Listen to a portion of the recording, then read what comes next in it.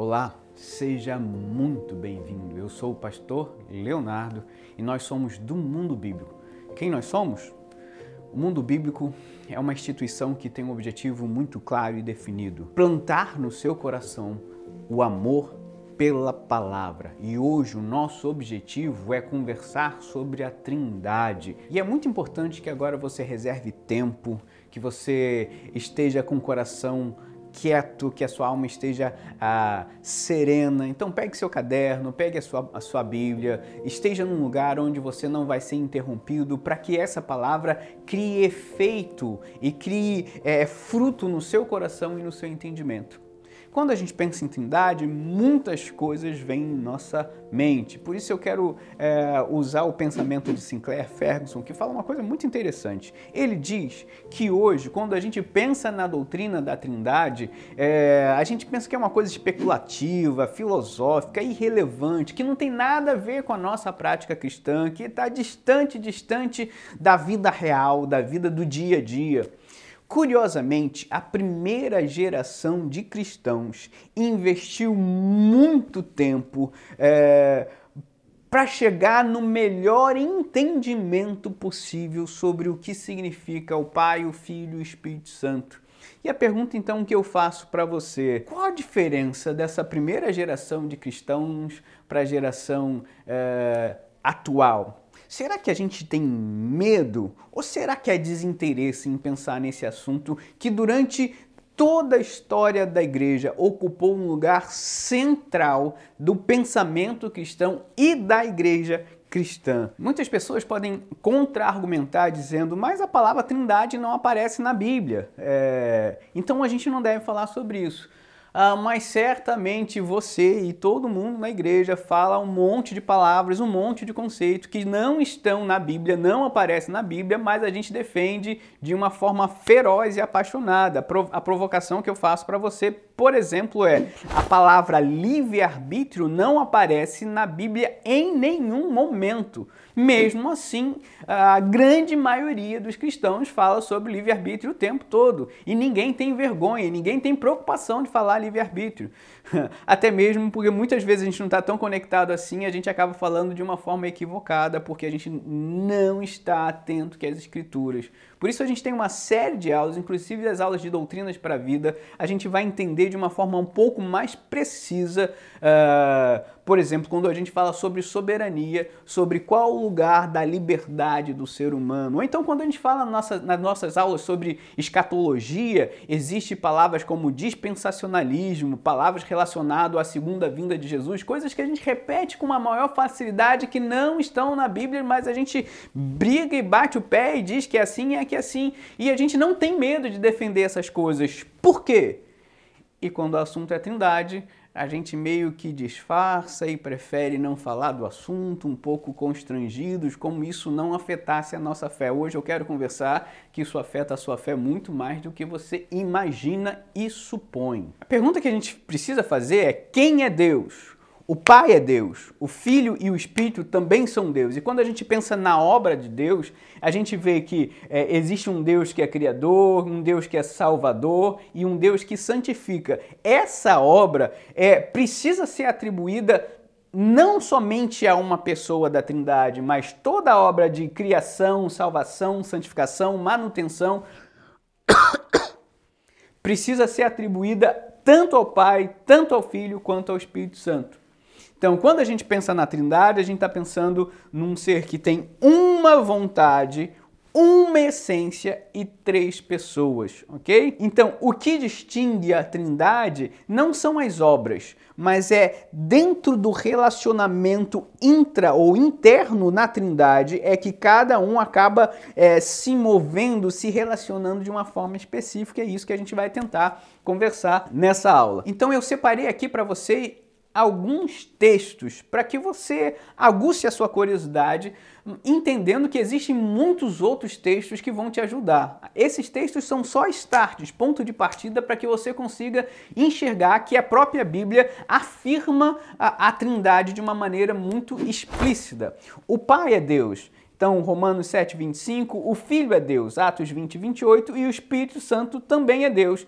Hebreus 3, 1, 1 Coríntios 3, 16 e 17. E eu quero te incentivar a procurar, a pesquisar muitos outros textos que afirmem de uma forma clara essa relação que existe entre o Pai ser Deus, o Filho ser Deus e o Espírito Santo ter essas mesmas prerrogativas divinas. Para que falar em Trindade? A gente fala em Trindade porque existem dois conceitos, duas ideias muito importantes, duas ideias, inclusive, que estão muito presentes no nosso tempo.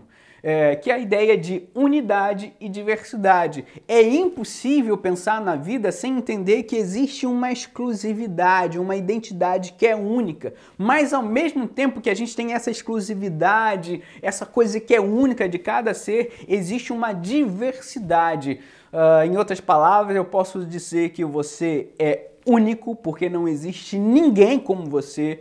Mas eu posso dizer também que existe uma diversidade de sonhos, intensidades, sonhos, projetos. Você consegue ser várias pessoas dentro de uma só. É claro que esse conceito a gente poderia estender bastante, mas eu quero me limitar a dizer que existem duas ideias fundamentais quando a gente fala sobre identidade, quando a gente fala sobre pessoalidade, também quando a gente fala sobre Deus, que é a ideia de unidade e a ideia de diversidade. Como que a gente pode conciliar? Então, a forma que a igreja tradicionalmente entende de conciliar esses dois assuntos é a Trindade. A gente pode ir além. A primeira referência no texto bíblico à Trindade, é claro que é uma referência indireta, é a palavra Elohim. E por isso nós somos acusados, o cristianismo é acusado por várias pessoas de ser politeísta ou triteísta. Por que eu falo isso? Porque no hebraico, essa terminação in é uma terminação de plural. Ou quando a gente aparece lá no início, nos primeiros capítulos de Gênesis, Deus falando, façamos o homem à nossa imagem e semelhança. Note que a construção verbal, a construção da frase está façamos. Talvez você não esteja familiarizado com expressões como Elohim.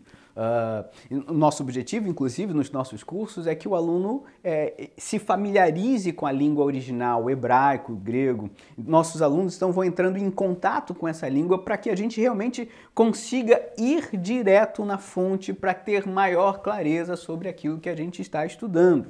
Quero trazer para você o pensamento de J.I. Packer, o conceito ou a ideia da Trindade. O argumento que ele usa num livro chamado Os Vocábulos de Deus é que o próprio Jesus considera que o monoteísmo, ou seja, só existe um Deus, ele confirma isso.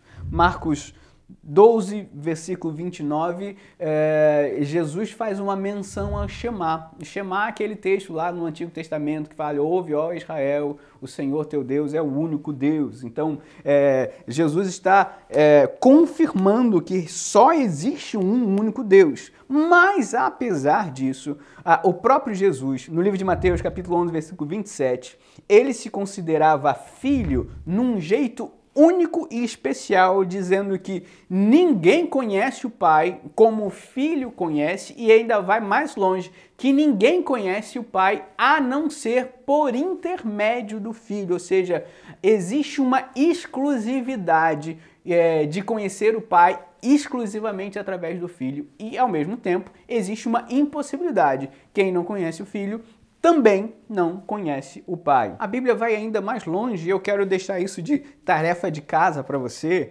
porque o texto bíblico, ela prescreve, ela confirma, ela autoriza a adoração a Jesus Cristo.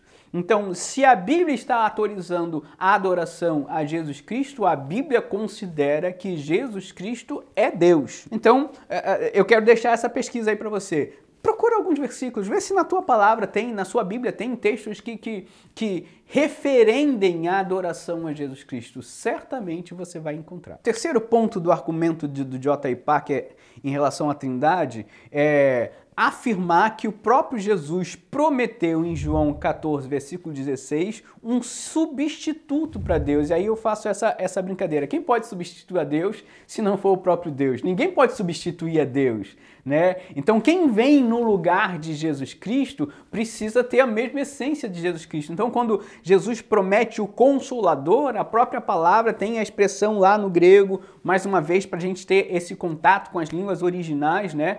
é um outro com a mesma essência que Jesus. E o último argumento é que Jesus junta o nome Pai, Filho e Espírito Santo nesse nome trino, singular. Mateus 28:19. Por que isso é importante? Isso é uma fórmula batismal, que é batizar em nome do Pai, do Filho e do Espírito Santo. Eu chamo a sua atenção para um detalhe. Na Bíblia está nome. Então, isso significa que é um nome. Qual o nome? Pai, Filho e Espírito. Ou seja, se a Bíblia entendesse que eram vários nomes, que eram coisas distintas, a Bíblia teria que ter dito nos nomes. Nos nomes do Pai, nos nomes do Filho, no nome do Espírito Santo. Isso é uma coisa simples? Mas isso faz uma diferença incrível. Vou dar um exemplo tentando esclarecer isso um pouco mais. Agora imagine que eu digo para você que o meu nome é Leonardo Joaquim Antônio e eu pergunto para você quantos nomes eu tenho. Se você respondeu 3, você está errado, porque eu tenho um nome composto.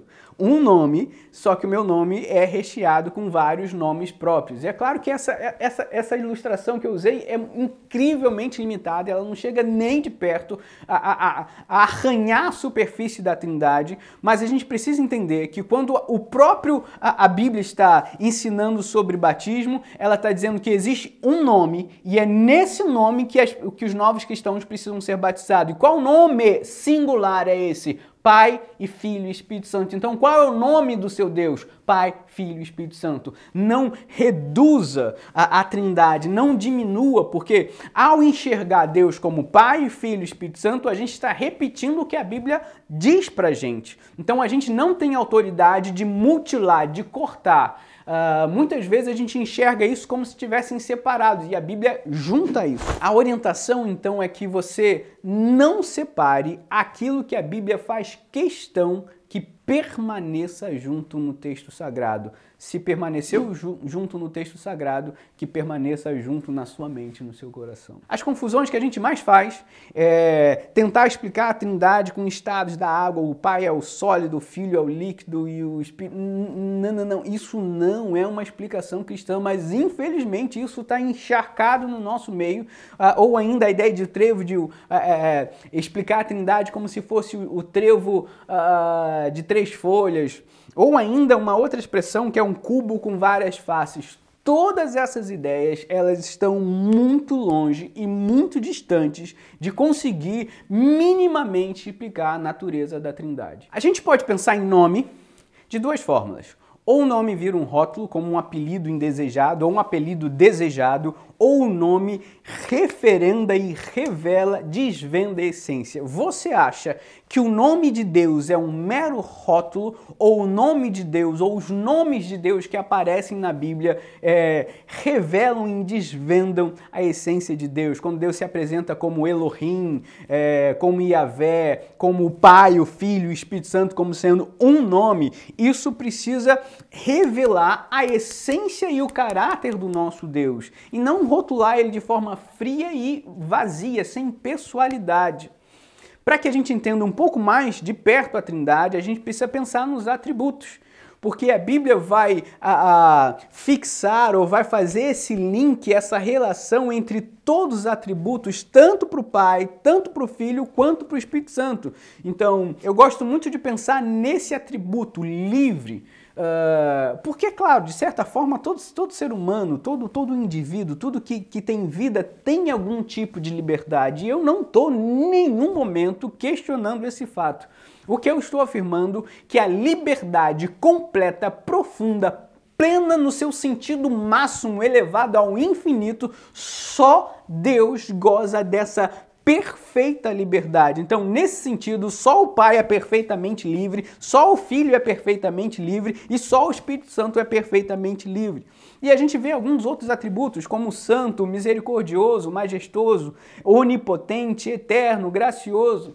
Existem atributos que Deus comunica com os seres humanos e existem atributos que são exclusivos da Trindade. E quando a gente vê esses atributos de santidade, eternidade, de perfeição de Deus, eu quero que você abra os seus olhos e você vai ver nitidamente que esses atributos específicos são atribuídos na palavra de Deus da mesma forma para o Pai, da mesma forma para o Espírito e da mesma forma para Jesus Cristo.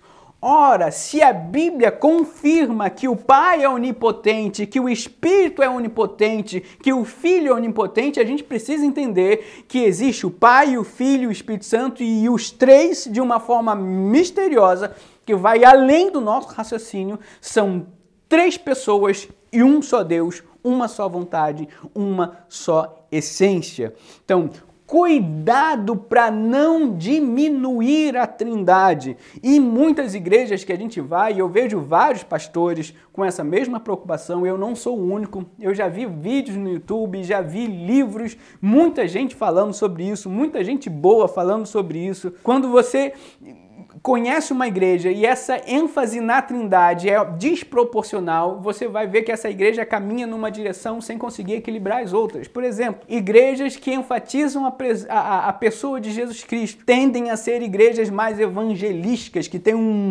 uma paixão por missão. Igrejas que têm uma ênfase na pessoa do Pai, são igrejas que valorizam mais a questão da criação e da justiça, ou até o mesmo do senso de paternidade. E a igreja que dão ênfase no Espírito Santo, elas acabam valorizando ou hipervalorizando a ação do Espírito na vida das pessoas, conduzindo, na verdade, em todos os seus detalhes. A pergunta que eu faço para você é se na sua vida, na sua igreja, existe uma ênfase desproporcional na Trindade ou no nosso Deus. Será que você está enxergando de uma forma inteira e tanto o Pai, quanto o Filho, quanto o Espírito Santo têm impactado a sua vida de maneira equilibrada e proporcional para que você seja um cristão saudável, ou o conhecimento que você tem sobre um é maior do que o outro? Isso fatalmente vai afetar a sua identidade, fatalmente isso vai afetar o seu relacionamento com Deus. O pedido que eu faço como teu irmão em Cristo: conheça o Pai, sirva e adore o Pai. Conheça o Filho, sirva e adore o Filho. Conheça o Espírito Santo, sirva e adore o Espírito Santo. A sua maturidade cristã depende dessa busca e depende desse relacionamento íntimo e pessoal com o Pai, com o Filho, com o Espírito Santo. Quando a gente fala de Trindade, a gente está falando de uma palavra realmente escolhida por homens e o conceito foi desenvolvido por homens, realmente é uma teologia e a gente não precisa ter vergonha, a gente não precisa esconder isso, mas é uma palavra escolhida que se refere a várias realidades bíblicas muito importantes para a nossa fé cristã. E aí, depois de ter falado sobre tudo isso, a gente precisa falar sobre amor, porque a gente constantemente fala que Deus é amor. E para a gente entender amor de uma forma mais profunda, a gente precisa entender a Trindade. É esse o objetivo prático, porque Trindade não é um conceito para a gente ficar filosofando e filosofando, não. Trindade é alguma coisa para afetar a forma que você vive, por isso a gente precisa pensar nessa palavra, amor. Uma provocação filosófica. Você já disse que Deus é amor várias vezes, provavelmente você deve acreditar nisso. Agora, para que eu ame, é necessário que uma coisa muito importante aconteça. Para que haja amor, é preciso haver outra pessoa. O amor tem a dependência que exista o outro. O amor não existe em si mesmo ou para si mesmo. O amor existe para que uma outra coisa seja amada. Então, você ama a si mesmo, eu espero que você ame a si mesmo, mas para que esse amor seja pleno, você vai amar pessoas, família, esposo, filhos. Então, para que o amor seja pleno, o indivíduo precisa de encontrar uma rede, uma comunidade, ou um grupo, uma família. Então, agora imagina como que a gente poderia chamar Deus de amor se ele não tivesse ninguém para amar. E é claro que ele ama a si mesmo, é claro que ele é único, e esse é o grande mistério, mas o grande segredo, Deus é amor porque o Pai ama o Filho ama o Espírito ama o Pai, existe um amor dentro de Deus, e essa realidade é muito importante para que a gente entenda isso. Quando Deus cria o ser humano e toda a criação, não é um Deus entediado, que não tem nada para fazer, e aí ele pensa numa tarde, o que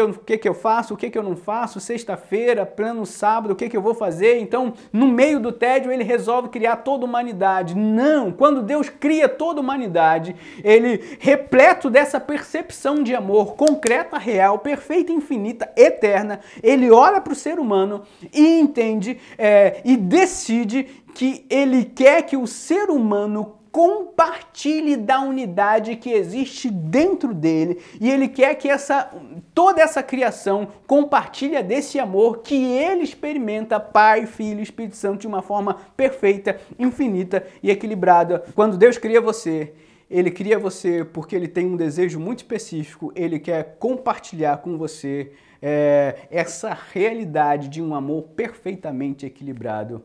Afinal de contas, todo mundo quer saber e experimentar um amor que equilibre a nossa vida de uma maneira mais significativa, mais intensa, nos dando motivos, propósito e motivação para viver. E aí a gente chega num ponto muito importante. João 17, eu vou pedir que você pare um pouquinho, tudo que você tiver pensado até agora, você vai pegar a sua Bíblia e você vai ler João capítulo 17. Eu quero que você leia o capítulo todo de João 17 para que você considere o que Jesus está falando nas suas últimas palavras, na sua última oração que ele faz pelos seus discípulos e também por nós. Então para o vídeo e leia esse texto. O que isso tem de especial? Porque Jesus está afirmando a partir do versículo 21 e do versículo 26, todos os versículos a partir desse finalzinho, que a forma que nós somos amados não é uma forma indefinida. Nós somos amados, você é amado, da mesma forma que o Pai ama o Filho, você é amado por Deus, e isso precisava impactar a nossa vida de uma forma profunda. A primeira vez que eu escutei isso foi através do John Piper, e isso mudou a minha forma de entender a Trindade, isso mudou a minha forma de entender a minha própria relação e tudo que eu penso sobre amor, e eu queria que você realmente sondasse o seu coração. Você entende, você vive, você experimenta isso no seu coração, pulsando de uma forma real e concreta. Como você acha que você é amado? Jesus está dizendo que esse amor, o mesmo amor que o Pai tem pelo Filho, está em você nesse exato momento. A oração que eu faço é que você entenda isso. É que você gaste tempo para investir, que isso transforme todas as suas convicções, para que isso transforme todas as suas emoções, todos os seus relacionamentos, todos os seus pensamentos, porque muitas vezes a gente é pego numa espécie de amor genérico, a gente imagina que a gente é amado, a gente sonha como a gente quer ser amado, mas a gente não entende a profundidade. João 3,16 diz pra gente de uma forma muito gritante, porque Deus amou o mundo de tal maneira que deu o seu Filho unigênito para que todo aquele que nele crê não pereça, mas tenha a vida eterna. Então, João 3,16 está trazendo uma ideia de intensidade, mas João 17, a partir do versículo 20, está dizendo a forma, o lugar, o tipo de relação de uma maneira mais concreta e mais específica. Você não é amado de uma forma genérica. A forma que você é amado é a mesma forma que o Pai ama eternamente o Filho. E assim você precisa ser alimentado. A gente vai passar por toda a eternidade para conseguir entender isso, saborear isso e deixar que essa verdade dissolva as nossas crises, os nossos medos e os nossos traumas. Não é à toa que o mesmo texto, a mesma Bíblia Sagrada diz que o verdadeiro amor lança fora todo medo. Quero fazer ainda uma provocação para você. Se nós ainda somos ansiosos, se ainda nós temos medos em várias circunstâncias da nossa vida, e nós temos, significa que esse verdadeiro amor precisa ainda se aprofundar de uma maneira cada vez mais larga, mais intensa nos nossos corações, porque é esse amor, o amor que o Pai tem pelo Filho, que está no seu coração, é o único antídoto para todos os medos que você tem no coração. Você precisa conhecer da Trindade, para que na medida que você conhece como o Pai ama o Filho, você vai entender como você é amado, e na medida que você entender como você é amado, muitos grilhões do seu coração vão cair por terra. Quer alguma coisa mais prática do que entender a Trindade? Não tem nada a ver com filosofia. Isso tem a ver com a sua vida.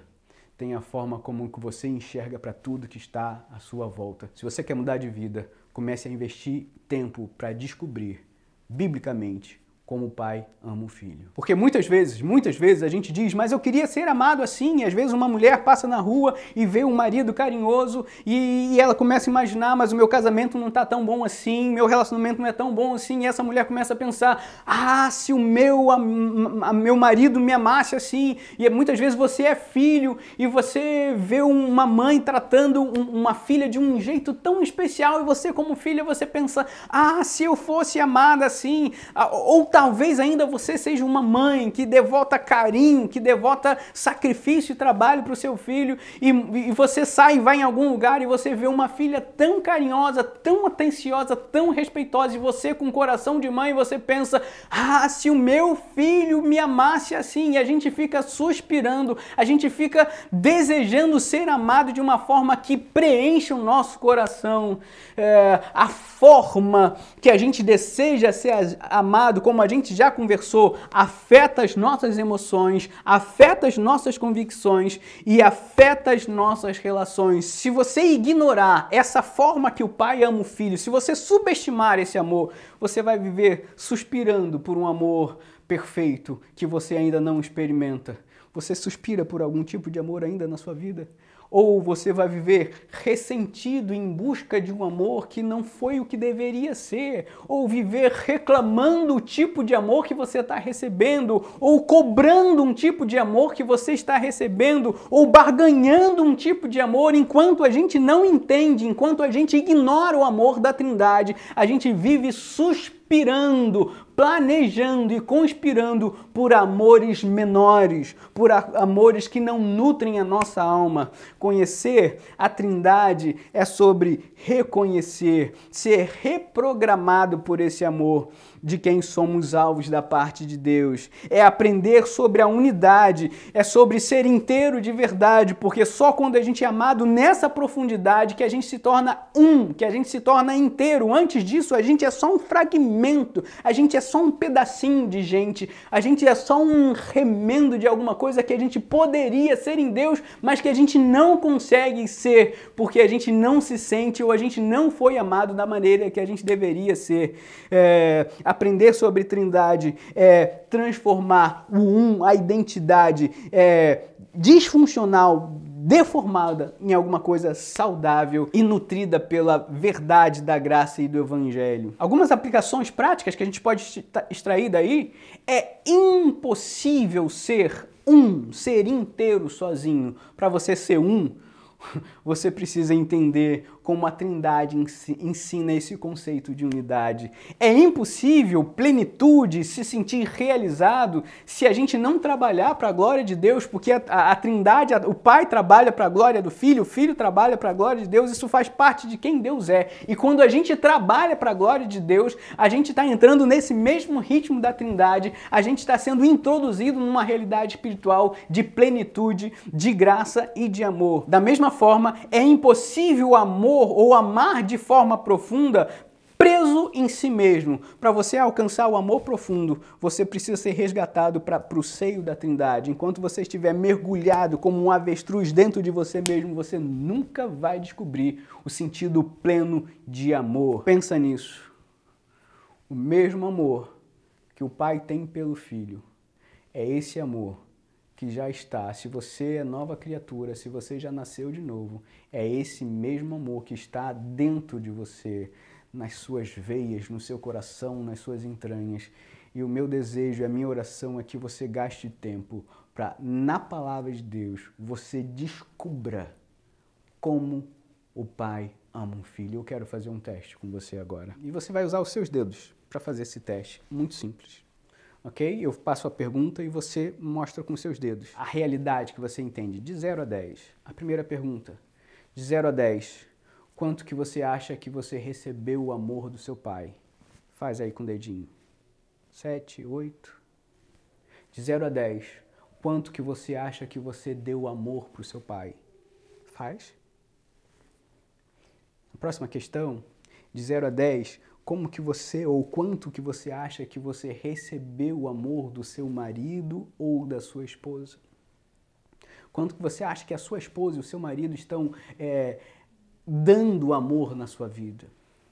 Da mesma forma, quanto que você acha que como marido e como esposa você está dando amor para o seu cônjuge?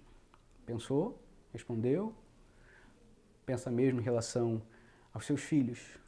Quantos que os seus filhos dão, entregam, oferecem amor para você? Ou quanto você, como pai e como mãe, oferece amor para os seus filhos? A próxima pergunta é com seus amigos. Quanto que você se sente amado por eles? E o quanto que você entrega amor para eles? O quanto de amor você dá para a sua igreja? O quanto de amor você recebe para a sua igreja?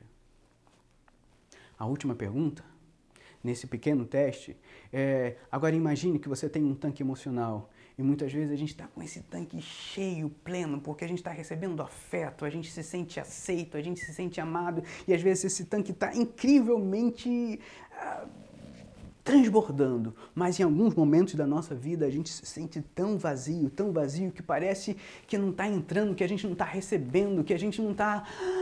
E a gente vai ficando asfixiado. Então, de 0 a 10, hoje, o quanto que você sente que o seu pote de emoções está cheio?